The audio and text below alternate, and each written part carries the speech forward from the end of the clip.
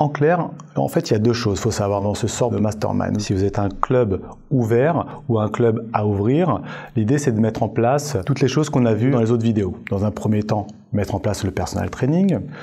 Dans un second temps, tout ce qui est commercial, une vente d'abonnement au moins 65-70% de transformation, les événements avec un planning annuel, gérer les réseaux sociaux et aussi vous former pour le management, pour la délégation, toutes ces choses-là.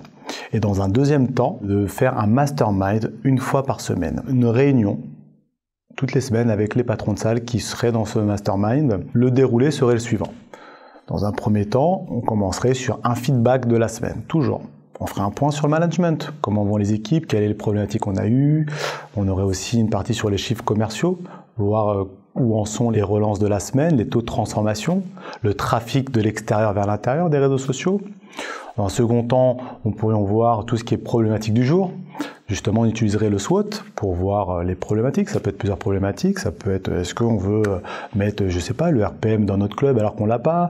Les vestiaires, doit-on les agrandir ou pas? On veut ouvrir un deuxième club? Peu importe, ce sont des problématiques à réfléchir à plusieurs. Et fatalement, un brainstorming, c'est vraiment pour avoir des idées, plusieurs cerveaux pour un seul finalement. C'est vraiment un outil exceptionnel. Troisième temps, un tour d'horizon sur les réseaux sociaux de tous les concurrents pour voir ce qui se fait, pour nous donner des idées aussi.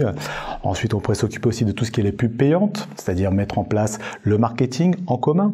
L'idée, c'est de mettre le marketing en commun pour chaque structure. Ensuite, pratiquer aussi des listes actions commerciales. Tout à l'heure, on parlait de listes actions pour la partie événement, mais on peut faire aussi des listes actions pour la partie commerciale. Et ensuite, tout ce qui est petite mise à jour, des sites internet, tout ça. Donc, tout ça dans une seule journée, toutes les semaines, à plusieurs, vraiment pour pouvoir lutter contre la concurrence. Tout ce que je viens de vous expliquer, si vous êtes intéressé, je peux vous accompagner à la mise en place de tous ces outils-là dans vos clubs et ensuite vous accompagner avec mon mastermind une fois par semaine avec d'autres patrons de salle comme vous.